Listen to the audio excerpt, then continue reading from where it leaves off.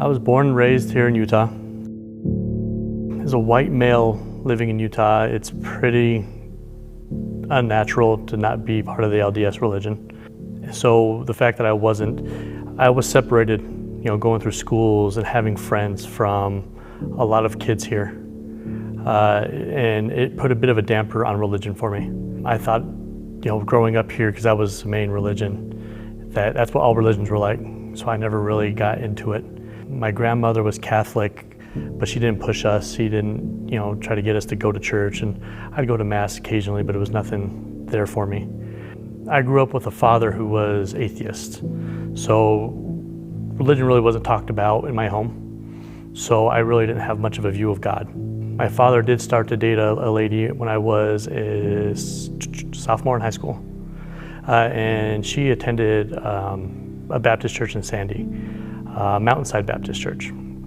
So I went there a handful of times, and I thought I felt something. You start to really understand, especially you start hitting certain ages, especially not growing up in religion. I got married when I was about 21 years old. Unchristian marriage, very, do what you want kind of thing, and that's what we did. Had her ups and downs, a lot of fighting. She was very alcohol driven, and it hurt the relationship. She actually ended up cheating on me, and I decided to move our separate ways from that. When that started, we were married for 3.5 years, so it was almost like getting, someone died. It's a tough time, no matter how much you may not have feelings for that person anymore. So after that divorce, I got in a really low place. I had bills she just bailed on. She filed for bankruptcy, and all the bills got put on me. I was feeling really overwhelmed. And at the time, I was kind of seeing nowhere to go. I had a friend in high school who was a good Christian girl and a very good friend for me in high school. I reached out to her and just asked her how she was doing, just some sort of feel good going on. And so when I reached out to her, she suggested to go to Grace Baptist in West Valley, where I met Jared Murdoch. He gave me my first Bible, kind of helped me see what was wrong, and started working with me. We'd meet before I'd go to work, because I worked night shifts at the time. And I mean, it was a good feeling for about a month or so, and more bills piled up. I'm getting ready to lose the house. Have to get rid of my dogs. I can't afford to even feed them anymore. And I was just in such a low place that I decided that it was time to be done with everything. I had a gun, and I had loaded it, and I wrote my letter, my goodbye letter to whoever was going to find it. I remember very vividly, I put that bullet in the chamber, and I looked at the ceiling and screamed at it, God, just give me a reason to be here anymore. And I was just done with everything in life. Whatever's after this can't be any worse than how I feel now is how I felt at the time.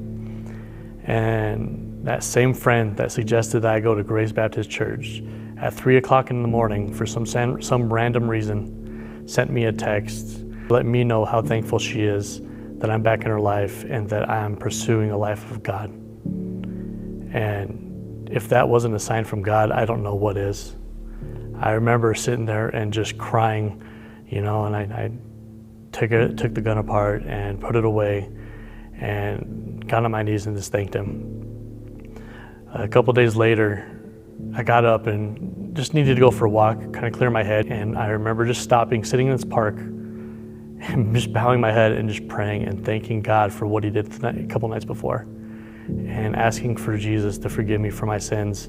And it was incredible, the weight that lifts off your shoulders. I just got chills now thinking about it. I mean, that weight is just incredible that you hold on yourself with all that sin. And so I continued to pursue with Jared, and eventually that young lady, I ended up starting dating her.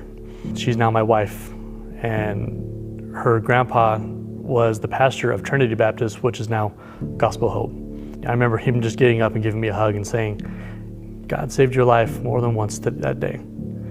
And Romans 5:1 says Therefore, having been justified through faith, we have peace with God through our Lord Jesus Christ. It's incredible what Christ did for us, and I can't help but get a tear in my eye every time I think about what he has done for us.